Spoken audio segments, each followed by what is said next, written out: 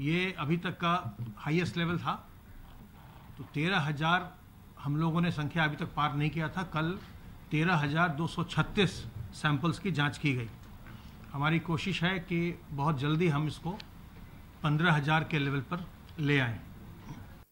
कुछ जगहों पर कल बैठना था, कुछ जगहों पर एक दो दिन में लोग बैठेंगे, तो उनकी राय भी हम लेंगे। जो व्यापारी संगठन उनकी भी राय लेंगे और फिर आगे के लिए गाइडलाइन उस पर निर्धारित की जाएगी। सर, समीक्षा बैठक आपने की, जो घोषणाएं हैं उनको लेकर के आपने अधिकारी को भी तक निर्देशित किया है कि प्राइवेट से काम होती है और लापरवाही नहीं होती। हाँ, निश्चित रूप से जो घोषणाएं मुख्यमंत्री करते हैं तो उनको हर हाल में पूरा होना चाहिए।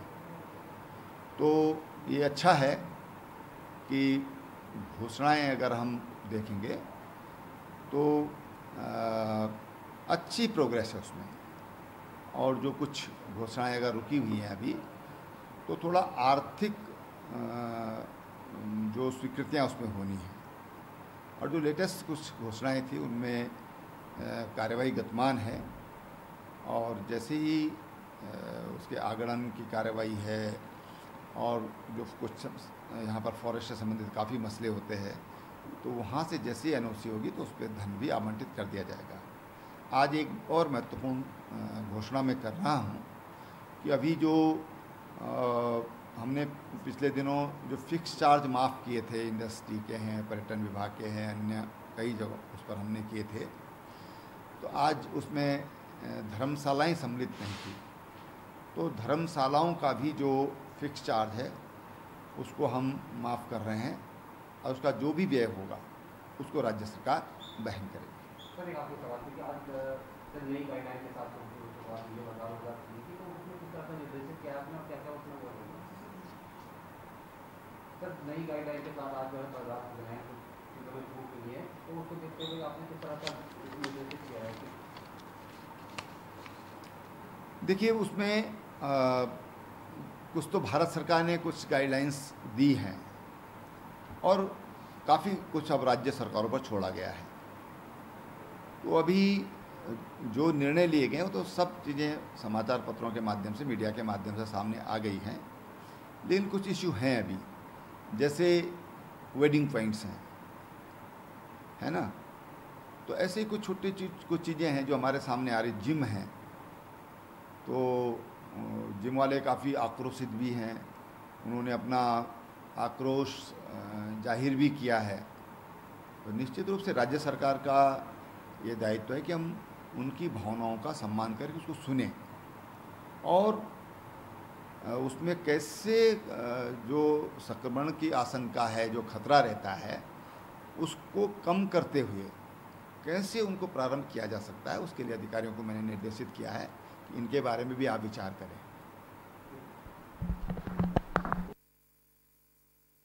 सैंपल इस तरह से हमने लिया उन लोगों का जो उस गांव के सामान्य निवासी हैं, जो प्रवासी नहीं थे, जो सामान्य निवासी उस गांव के थे, उनका हमने सैंपल लिया, और इस तरह से सैंपल वहां से ले करके उसकी जांच करवाई गई।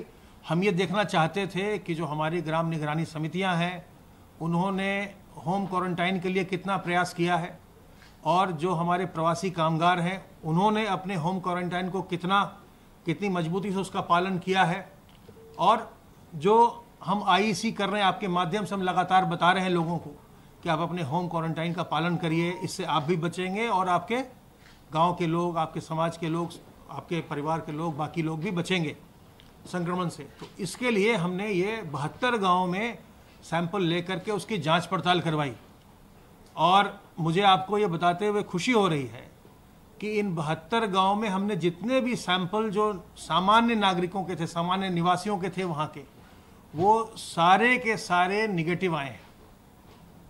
1687 में से केवल एक सैंपल हमारा एक व्यक्ति का पॉजिटिव आया, और वो भी जब उसकी जांच की गई पूल से निकाल करके, तो पता चला कि कौशाम्बी जिले में गलती से एक प्रवासी का सैंपल उसमें मिक्स हो गया था, ले लिया गया था। तो जो प्रवासी कामगार था केवल उसका एक सैंपल पॉजिटिव आया, बाकी 1686 लोगों के सैंपल निगेटिव आए। इसका मतलब यह है कि जो हम आपके माध्यम से बार बार अनुरोध कर रहे हैं ग्राम निगरानी समिति से कि वो लोगों के होम क्वारंटाइन को मजबूती से पालन कराएं, उसमें उनकी भूमिका, उनका योगदान बहुत अच्छा रहा है। और लोगों का भी, जो प्रवासी हमारे लौटे हैं, उन्होंने भी अपने सामाजिक दायित्व को समझा है और उन्होंने भी अपने होम क्वारंटाइन का पालन किया है। हमारा अनुरोध होगा कि जिनका भी होम क्वारंटाइन हो रहा है वो अपने होम क्वारंटाइन का बहुत ही मजबूती के साथ उसका पालन करें, बहुत ही उसको गंभीरता के साथ उसको निभाएं, ताकि किसी प्रकार का संक्रमण हम न फैलाएं। इस समय जो सबसे ज़्यादा आवश्यक है वो है शहरी क्षेत्रों में हम जो बचाव के तरीके हैं, जो एटिकेट्स हैं, उनका हम पालन करें। क्योंकि जब प्रवासी बहुत बड़ी संख्या में आ रहे थे तो हम ये देख रहे थे कि हमारे जो केसेस थे उसमें अधिक से अधिक केसेस प्रवासियों के निकल रहे थे। अब प्रवासियों का आना लगभग समाप्त हो चुका है, थोड़े बहुत आ रहे हैं।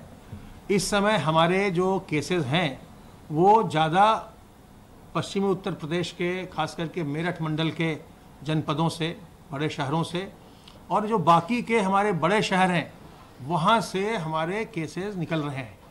तो इस समय ये आवश्यक है कि शहरी क्षेत्र के लोग, जो बड़े शहर हैं खास करके, वहाँ के लोग थोड़ा सतर्क रहकर, सावधान रहकर संक्रमण से बचें और दूसरों को भी संक्रमित होने से बचाएं।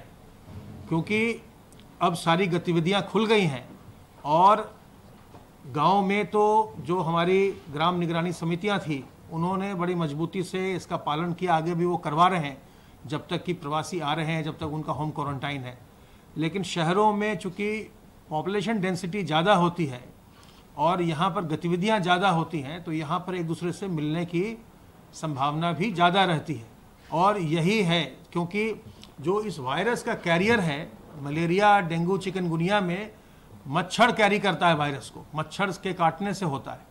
इसमें जो वायरस का कैरियर है वो स्वयं मनुष्य है, तो मनुष्य ही इस वायरस को कैरी करके एक स्थान से दूसरे स्थान ले जाता है। तो जितना ज़्यादा हमारा इंटरेक्शन बढ़ेगा उतने ही ज़्यादा वायरस से संक्रमित होने की संभावना बढ़ती है, आशंका बढ़ती है। इसलिए ज़रूरी है कि शहरी क्षेत्र के लोग, जो बड़े शहरों में ज़्यादा जहाँ इंटरेक्शन हो रहा है, वहाँ पर विशेष ध्यान दें, सावधानी बरतें, सतर्क रहें। जब भी सार्वजनिक स्थल पर जाएं अपने मुंह और नाक को ढक कर रखें, मास्क लगाएं, रुमाल लगाएं, दुपट्टे से ढकें, गमछे से ढकें। जब भी कहीं जाएं, किसी भी जगह जाएं, दुकान पर जाएं, अपने कार्यालय में जाएं और धर्म स्थल पर जाएं, कहीं भी आप जाएं, बाजार में जाएं, 2 गज की दूरी बचाव के लिए जरूरी, याद रखिए। लोगों से, किसी भी दूसरे व्यक्ति से 2 गज दूर रहिए और जब भी मौका मिले अपने हाथ को साबुन और पानी से धोते रहिए, अपने हाथ को भी संक्रमित करते रहिए। इस सावधानी से हम इस संक्रमण से बच सकते हैं और पूरे प्रदेश को हम बचा सकते हैं। एक दूसरे की मदद करके ही हम इस संक्रमण को नियंत्रित कर पाएंगे, इसको हम रोक पाएंगे। इसलिए आपसे मेरा अनुरोध है कि जो मोहल्ला निगरानी समिति बनी है शहरों में, वो भी उतनी ही मजबूती से कार्य करें जिस मजबूती से ग्राम निगरानी समिति कार्य कर रही है। और हमारे जो भी सरकारी महकमे के अलावा जो भी वॉलंटरी फोर्सेस हैं, सिविल डिफेंस है, NSS है, या और जो भी इस तरह की सामाजिक संस्थाएं हैं, उनको भी ये चाहिए कि वो भी लगातार लोगों को सतर्क करें, सचेत करें, उसका अधिक से अधिक प्रचार करें कि अगर हम लोगों के बहुत करीब जाते हैं तो हमें संक्रमण हो सकता है। हमें लोगों से 2 गज की दूरी मेंटेन करनी है, हमें अपने मुंह और नाक को किसी कपड़े से ढक कर रखना है और हमें अपने हाथ को साबुन पानी से बार बार धोते रहना है। हम लोग मिलकर के, आपस में सब लोग इकट्ठे होकर इस संक्रमण को हम परास्त कर सकते हैं। अब मैं अनुरोध करूंगा अपर मुख्य सचिव गृह से।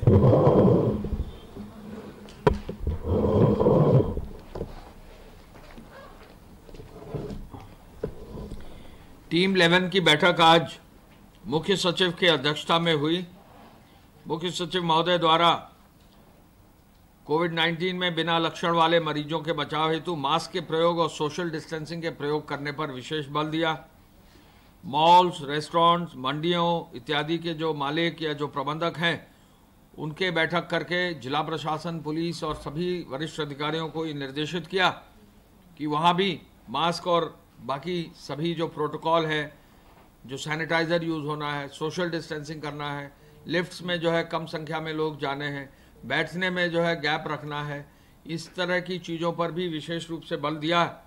उन्होंने ये भी आदेश दिया कि नोएडा दिल्ली बॉर्डर पर जो भीड़ लग रही है इसको व्यवस्थित कराया जाए और आज और कल में जो भी व्यवस्था है उसको जल्दी से तय किया जाए और वाहन पास की व्यवस्था सुनिश्चित की जाए।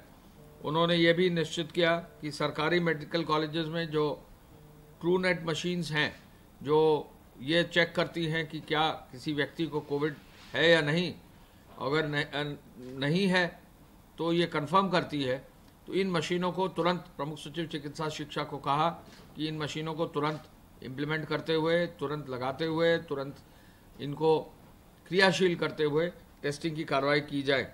शहरी क्षेत्रों में सर्वेलेंस की टीम की क्षमता और बढ़ाने का निर्देश उन्होंने दिया।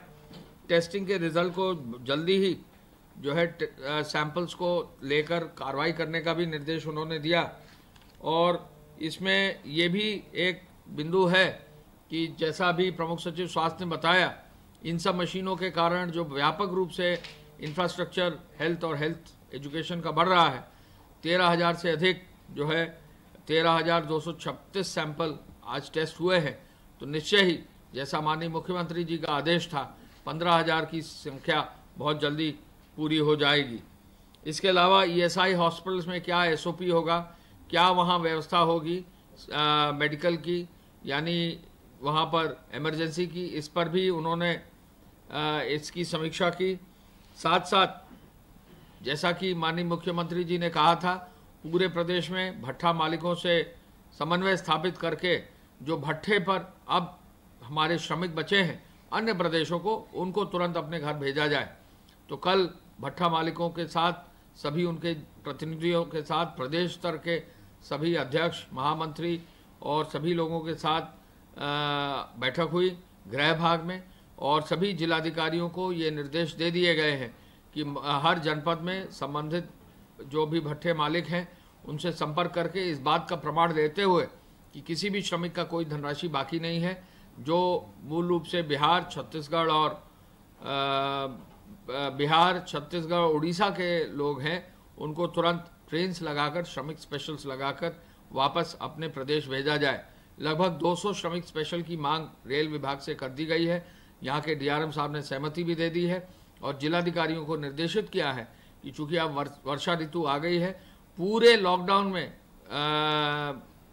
ईंट भट्ठों के कार्य सुनिश्चित कराया जाता रहा है। ये एक उपलब्धि है हमारे प्रदेश के लिए, और 12,000 से अधिक भट्ठे हमारे यहाँ काम कर रहे हैं। तो अब उनको जो है व्यवस्थित रूप से जो है बंद करने के लिए वहाँ के श्रमिकों को सकुशल, सुरक्षित रूप से उनकी पूरी जो है मानदेय पूरा उनको देते हुए उनको घर भेजने की व्यवस्था की जाए। इसका भी आज जो है समीक्षा की गई बैठक में। पराली जलाने की घटनाएं ना हो, इस पर भी विशेष रूप से बल दिया गया।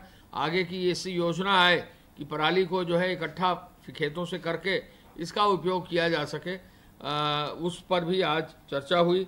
एम्स की परीक्षा होने जा रही है, पीजीआई चंडीगढ़ की परीक्षा होने जा रही है। गृह भाग को निर्देशित किया गया है कि एम्स की परीक्षा, पीजीआई चंडीगढ़ की परीक्षा के लिए जनपद स्तर पर जिलाधिकारी और पुलिस के अधीक्षक और वरिष्ठ पुलिस अधीक्षकों को निर्देशित कर दिया जाए कि इन संस्थाओं के नोडल ऑफिसर से समन्वय स्थापित करके शीघ्र होने वाली परीक्षाओं में उचित व्यवस्था करा दी जाए। मुझे बताने में ये खुशी है कि आज की तारीख तक 1633 से अधिक ट्रेन हमारे प्रदेश में आ गई हैं। 22,14,000 से अधिक लोग ट्रेनों से केवल आए हैं। मुझे ये भी बताने में खुशी है कि गुजरात से 548, महाराष्ट्र से 428 और पंजाब से 235 ट्रेनें आ चुकी हैं और दिल्ली से 103 ट्रेनें आ चुकी हैं। आज कोई भी ट्रेन हमारे यहाँ नहीं आ रही है। हर प्रदेश के हम जो है उनसे अनुश्रवण कर रहे हैं और हम कोशिश कर रहे हैं कि कहीं भी किसी भी प्रदेश में अगर हमारे कामगार छूटे हैं तो उनको जरूर लाया जाए। हम अपील करना चाहेंगे हर प्रदेश से, हर प्रदेश में जो भी जहां कामगार है अपने नोडल ऑफिसर्स को जरूर फ़ोन करें, और अगर आपके फ़ोन के आधार पर हमें सूचना मिल जाती है तो संबंधित प्रदेश से समन्वय करके हम आपको सकुशल, सुरक्षित और पूर्ण सावधानी के साथ घर लाने की पूरी व्यवस्था करेंगे।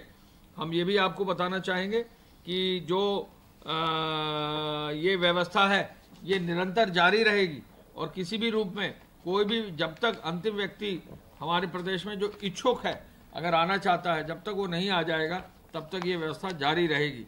गृह विभाग की सूचना के अनुसार अब तक 63,268 FIR दर्ज कर दी गई हैं धारा 188 के अंतर्गत। 1,74,061 लोगों के खिलाफ कार्रवाई की गई है। 59,53,717 वाहनों की चेकिंग की गई है। 52,661 वाहन सीज किए गए हैं। अब तक 26,73,64,000 धनराशि वसूल कर ली गई है और कम से कम 2,89,000 वाहनों की परमिट जो है जारी आवश्यक वस्तुओं के लिए कर दिए गए हैं। कालाबाजारी और जमाखोरी में अब 689 FIR दर्ज कर दी गई है। 317 लोग गिरफ्तार कर दिए गए हैं। फेक न्यूज़ पर हमारा अभियान जारी है और 8 जून को यानी आज जो है 10 मामलों में फेक न्यूज़ पर हमने संज्ञान लिया है और ट्विटर के 7 और फेसबुक के 3 मामलों पर साइबर सेल को कार्रवाई करने का निर्देश दिया है। हॉटस्पॉट्स अब 1932 हो गए हैं और 758 थाने हैं। 9,82,474 मकान हैं। 55,93,656 इनमें जो है पॉपुलेशन चिन्हित है, आबादी चिन्हित है। इन हॉटस्पॉट्स में लगभग 4,158 लोग अभी पॉजिटिव हैं। इन पर विशेष ध्यान दिया जा रहा है और इंस्टीट्यूशनल क्वारंटाइन जो है इन हॉटस्पॉट से जो किए गए लोग 9,622 है। आपको मालूम है कि जो भी पूरा कार्य प्रदेश में हो रहा है इसकी न केवल हमारे ही प्रदेश में, पूरे देश में, लेकिन अंतर्राष्ट्रीय स्तर पर भी उत्तर प्रदेश के पूरे इस कार्य को माननीय मुख्यमंत्री जी के मार्गदर्शन में, उनके नेतृत्व में जो ये काम कोविड मैनेजमेंट का और कोविड से लड़ाई का जो करा जा रहा है इसकी काफ़ी तारीफ की गई है। हम ये भी आपको बताना चाहेंगे कि जो भी हमारे यहाँ पूर्व में जमात के लोगों के विरुद्ध कार्रवाई की गई थी लगभग सभी को छोड़ दिया गया है। केवल जिनके विरुद्ध मुकदमे थे वो अभी कोर्ट के निर्देश पर ही छूटेंगे, लेकिन जो विदेशी लोग हैं उन पर जो मुकदमा जब तक चल नहीं जाता है, पूरा नहीं हो जाता है, तब तक ये कार्रवाई जारी रहेगी। निर्देश ये दिए गए हैं कि जो भी मुकदमे हैं उन पर त्वरित कार्रवाई की जाए। जो APC साहब के क्षेत्रांतर्गत जो हॉटस्पॉट्स में डोर टू डोर डिलीवरी है उसके अंतर्गत फल सब्जी के लिए 5,309 वाहन लगाए गए हैं। प्रोविजन स्टोर्स के 4,841 वाहन लगाए गए हैं। प्रोविजन स्टोर के माध्यम से डिलीवरी करीब 5,801 व्यक्तियों के माध्यम से डिलीवरी की जा रही है और हॉटस्पॉट क्षेत्रों के लिए 128 सामुदायिक किचन भी अभी वर्तमान में चलित हैं। ऐसे में हॉटस्पॉट क्षेत्रों में विशेष रूप से ध्यान दिया जा रहा है और कार्रवाई की जा रही है। गेहूं क्रय अब रिकॉर्ड स्तर पर 357.06 लाख क्विंटल कर दिया गया है। इस 357 में लाख क्विंटल में MSP पर जो गेहूं सीधा खरीदा जाता है खाद्य रसद विभाग द्वारा 277.86 लाख क्विंटल खरीदा गया है और मंडियों के माध्यम से जो खरीद की गई है व्यापारियों द्वारा 79.20 लाख किया गया है। आपको मालूम है पूरे देश में, जैसा कि कृषि विभाग भारत सरकार द्वारा बताया गया कि पूरे देश में रिकॉर्ड गेहूं की जो है इस बार उपज हुई है, तो इस बार भी हमारे प्रदेश में रिकॉर्ड जो है गेहूं की खरीद की जा रही है और FCI से समन्वय बनाकर उसका भुगतान भी बहुत ही जल्दी RTGS के माध्यम से किसानों को सीधे उनके खाते में किया जा रहा है। आपको मालूम है कि उद्योगों के माध्यम से जो है वेतन के भुगतान पर प्रायोरिटी है। अब लगभग सभी उद्योग खुल गए हैं, तो ऐसे में इस कार्य को और आगे बढ़ाते हुए 1830 करोड़ रुपए की धनराशि जो वेतन भुगतान की थी वो भुगतानित कर दी गई है।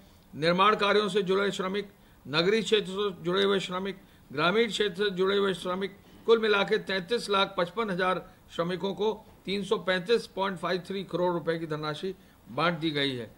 पुनः मैं अवगत कराना चाहूँगा कि प्रदेश सरकार जो भी श्रमिक, जो भी कामगार बाहर है उनको लाने के लिए कटिबद्ध है। कहीं भी किसी भी प्रदेश से अब ट्रेन की मांग आएगी या किसी भी प्रदेश से अगर किसी को वापस लौटना होगा तो निश्चय ही उत्तर प्रदेश सरकार उनके लिए कटिबद्ध है और लाने के लिए जहां भी होंगे वापस लाने के लिए कार्य करेगी। ये जो नोडल अफसर्स के फ़ोन नंबर हैं, अपील की जाती है कहीं भी लोग कहीं भी बच गए हैं या हमारे प्रदेश से कहीं बाहर जाने के लिए बच गए हैं तो वो जन सुनवाई पोर्टल पर अपना नाम दर्ज कर दें, जिससे कि उनको सकुशल उनके अपने प्रदेश में भेजा जा सके। एक एक जनपद में जिलाधिकारी इस पर कार्य कर रहे हैं और संख्या काफ़ी सीमित हो गई है। फिर भी कोई भी छूट गया है तो जन सुनवाई पोर्टल पर अपना नाम जरूर दर्ज कर दें। धन्यवाद। जय हिंद। प्रेस कॉन्फ्रेंस को देख रहे थे। बता दें आपको कि उत्तर प्रदेश में जो आंकड़ा है कोविड-19 का वो 10,000 के पार हो चुका है और जो मजदूर है, प्रवासी मजदूर है, वो भी लगातार आ रहे हैं। अनलॉक 1 में रियायतों का दौर शुरू हो गया है। तो इसी के साथ इस बुलेटिन में इतना ही। नमस्कार।